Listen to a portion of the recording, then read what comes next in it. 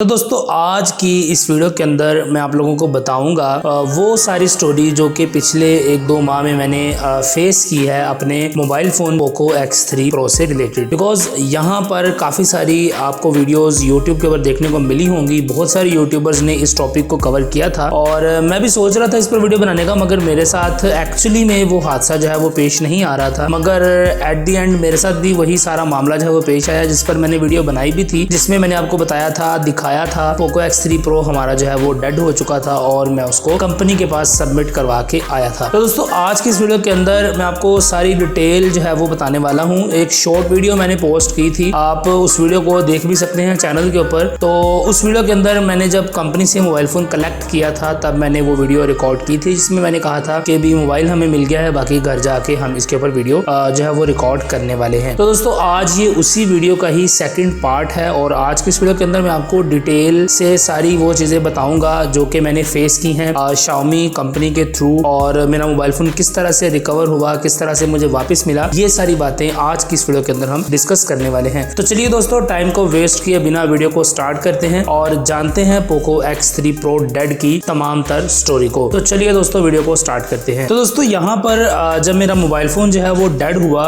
उसके बाद मैंने पोको वालों को जाके जब सबमिट करवाया तो बहुत सारे लोगों का सबसे पहला क्वेश्चन ये है कि भाई आपका मोबाइल फोन रूट था, तो रूट के साथ भी क्या कंपनी ने आपको रिप्लेस कर दिया? तो जी हाँ, मेरा मोबाइल फोन रूट था, मगर वही बात जो मैंने एक बहुत पुरानी वीडियो के अंदर कही थी कि मेरा मोबाइल फोन रूट होने के साथ साथ डेड भी था। तो जब मोबाइल फोन डेड होगा तो कंपनी को पता ही नहीं चलेगा कि यार ये मोबाइल फोन रूट है या नहीं, तो इसीलिए कंपनी को इस चीज का पता नहीं चला और उन्होंने मुझे मोबाइल फोन को रिप्लेस करके दिया है। और दूसरी बात यह है कि Xiaomi ऑफिशियली अलाउ करती है रूट करने को, बूट लोडर अनलॉक करना, रूट करना, ये सारे टूल्स Xiaomi आपको खुद ही प्रोवाइड करता है। इसीलिए Xiaomi के लिए रूट होना कोई बिग डील नहीं है। Xiaomi आपको इजीली रूट के अंदर आपके मोबाइल फोन को रिप्लेस करवा कर वापस दे देती है। तो दोस्तों ये तो थी वो बातें जो कि एक मेन क्वेश्चन है कि रूट होने के बावजूद क्या आपका मोबाइल फोन वापस हुआ या नहीं। तो दोस्तों उससे अगला क्वेश्चन ये होता है कि आपका मोबाइल फोन जब डेड हुआ तो उसके ऊपर कौन सा सॉफ्टवेयर या कौन सी कस्टम रोम या कौन सा फ्रेमवेयर जो है वो फ्लैश था। तो दोस्तों यहाँ पर जिस वक्त मेरा मोबाइल फोन डेड हुआ है उसी दिन मैंने उसके ऊपर इंस्टॉल किया था अपने ग्लैडिएटर OS को, जो कि ग्लैडिएटर OS का सबसे लेटेस्ट वर्जन 12.9.0 था। उसी को ही मैंने फ्लैश किया था और उसी रात ही मेरा मोबाइल फोन जो है वो हार्ड ब्रेक हो गया था।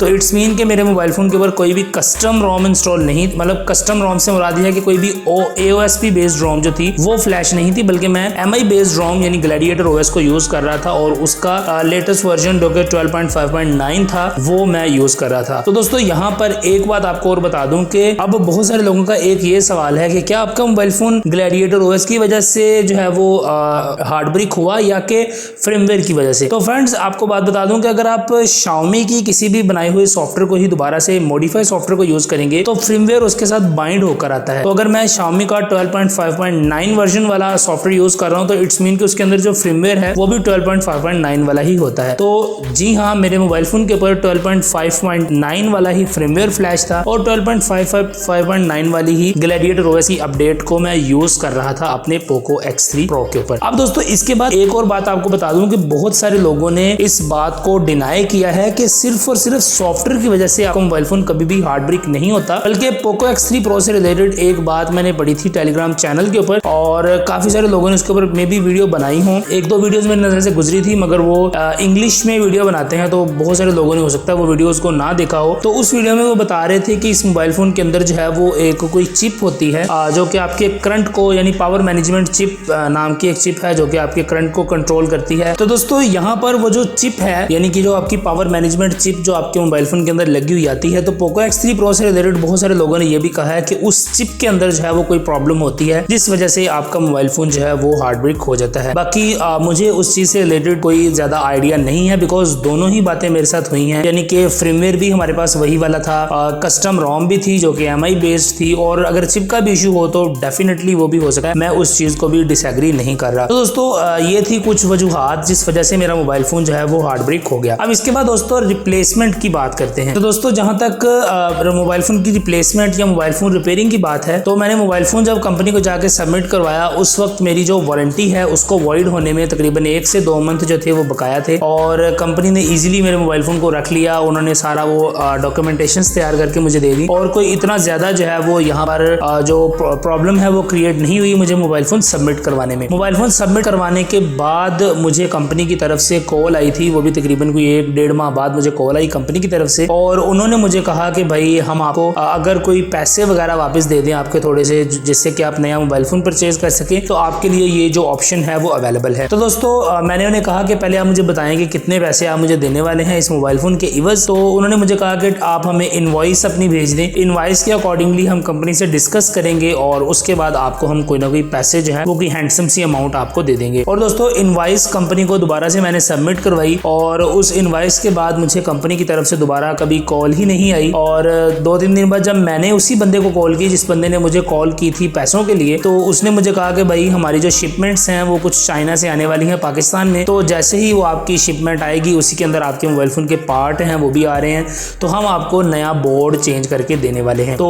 उस कॉल के तकरीबन कोई 1.5-2 हफ्ते के बाद मुझे दोबारा Xiaomi की तरफ से कॉल आई और उन्होंने मुझे कहा कि जी आप अपना मोबाइल फ़ोन जो है वो हमारे कस्टमर केयर सेंटर से आकर कलेक्ट कर लें। तो फिर जब मैंने मोबाइल फ़ोन कलेक्ट किया है तो तब भी उस मोबाइल फ़ोन के ऊपर जो उसका बोर्ड है उसको चेंज होने की सबसे बड़ी निशानी ये थी कि मुझे मोबाइल फ़ोन के साथ एक नया IMEI नंबर वाला स्टिकर भी मिला था। और वो IMEI नंबर वाला स्टिकर आप अपने बॉक्स के ऊपर लगा सकते हैं और उसके बाद आपके मोबाइल फ़ोन का बोर्ड भी चेंज हो गया और आपको IMEI नंबर वाला स्टिकर भी मिल गया, ताकि आपको अगर मार्केट में दोबारा उस मोबाइल फ़ोन को सेल करना पड़े तो आपको कोई ज़्यादा प्रॉब्लम जो है वो ना आए। और दोस्तों इसी के साथ ही मैंने मोबाइल फ़ोन कंपनी से कलेक्ट किया, लाकर मैंने उसको बेच दिया। खत्म, bye bye, tata, good bye, गया। बिकॉज मेरा जो है वो दिल उठ चुका था उस मोबाइल फ़ोन से। और आप लोगों को भी रेकमेंड करूंगा कि पोको की डिवाइसेस नो डाउट बहुत अच्छी हैं, मगर आप लोग जो 2 मोबाइल फ़ोन पोको के बहुत ही ज़्यादा मार्केट में चले हैं और इन मोबाइल फ़ोन में प्रॉब्लम भी बहुत ही ज़्यादा देखने को मिली है। जैसे कि सबसे पहले पोको F1 एक आया था जो कि पाकिस्तान में बहुत ज़्यादा जो है वो लॉन्च नहीं किया गया, मगर इंडिया के अंदर उस मोबाइल फ़ोन ने काफ़ी ज़्यादा जो है वो धमाल मचा दी थी। और उस मोबाइल फ़ोन की भी बैटरी का इशू था कि उसकी बैटरी बहुत ही जल्दी ख़राब हो रही थी। और इसके बाद पाकिस्तान के अंदर जो पोको की तरफ से 2 मोबाइल फ़ोन लॉन्च किए गए जिनके अंदर बहुत ज़्यादा प्रॉब्लम आई, उनमें से एक है पोको X3 Pro और एक है पोको M3। और इन दोनों मोबाइल फ़ोन्स के ऊपर ही काफ़ी ज़्यादा हार्डब्रेक के इश्यूज़ जो थे वो देखने को मिले हैं। और पोको X3 Pro के अंदर तो वर्ल्ड वाइड काफ़ी ज़्यादा इश्यूज़ जो हैं वो हमारे सामने आए, यूट्यूब के ऊपर हम लोगों ने वो सारी वीडियोज़ देखी हुई हैं। तो दोस्तों ये थी स्टोरी पोको की। और आखिर में अगर आप लोग मुझसे पूछेंगे कि क्या हमें पोको या Xiaomi की डिवाइसेस को रेकमेंड करना चाहिए या नहीं, तो यहाँ पर दोस्तों मेरा आपको जवाब यही होगा कि 50-50 है। अगर आप लोग Xiaomi की डिवाइसेस यूज करते हैं, नो डाउट बहुत अच्छी डिवाइस है, बहुत अच्छा हार्डवेयर है, मगर आप लोगों को चाहिए कि अगर आप लोग Xiaomi की या पोको की ब्रांडिंग के ऊपर, Redmi, Xiaomi किसी भी इन यानी MI की ब्रांडिंग के ऊपर अगर आप कोई भी डिवाइस ले रहे हैं, तो आप लोगों को चाहिए कि उस मोबाइल फोन को लेते साथ ही रूट करें, रूट करके उसमें कस्टम रोम डालें और फिर आप उस मोबाइल फोन को जो है वो फुल ऑन एंजॉय करें। वो मोबाइल फोन आपको बहुत ही ज्यादा अच्छा एक्सपीरियंस देगा। अगर आप लोग स्ट्रिक्ट रहना चाहते हैं MI UI के ऊपर, तो वो काफी ज्यादा प्रॉब्लम क्रिएट करेगी आप लोगों के MI के एक्सपीरियंस के ऊपर। तो ये थी मेरी conclusion MI mobile phone company की तरफ से, और ये था मेरा जो मुझे सारा एक्सपीरियंस हुआ है पोको X3 Pro से रिलेटेड, तो वो मैंने आप लोगों के साथ शेयर कर दिया है। अभी आप लोगों के जो भी सवाल हैं आप कमेंट में करें, तो इंशाल्लाह उनके ऊपर डेडिकेटेड वीडियो नहीं बनाऊंगा, बिकॉज एक ही टॉपिक पर वीडियो बना के हम जो है वो काफ़ी ज़्यादा बोर हो चुके हैं।